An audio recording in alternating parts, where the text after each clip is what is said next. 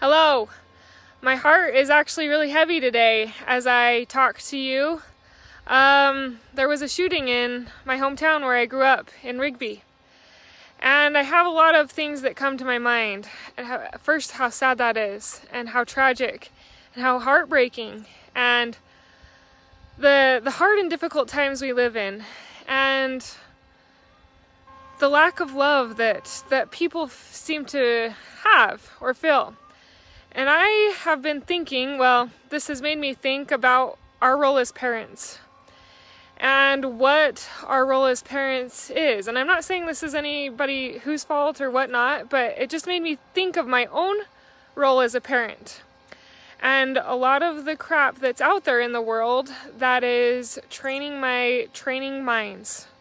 There's movies, there's TV, there's books, there's internet, there's social media. There's all of this stuff that is having input on our minds and our children's minds. And we have to be vigilant in what is going into their minds. We have to train their minds. Just like we have to train our own minds, it takes work and it takes dedication and it takes intentionality. It takes researching the books and movies to watch and buy and to allow our kids to watch and listen to, so that they can fill their minds with good, wholesome stuff that teaches about loving other people, that teaches them to do right and good and wholesome things. And we as parents need to be aware of that. And I encourage you as a parent to think about it. Think about the things that are in your home that you let your kids do. Does it need to be looked at again?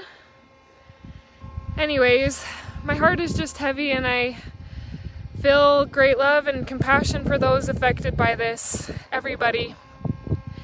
And I hope that we can all become a little bit better in training our own minds and in being intentional about what we put into our children's minds or allow them to put in their minds. Oh, and one other fascinating thing I wanted to bring up was The Good and the Beautiful recently did a study about the 15 most popular books 100 years ago and the 15 most popular books now.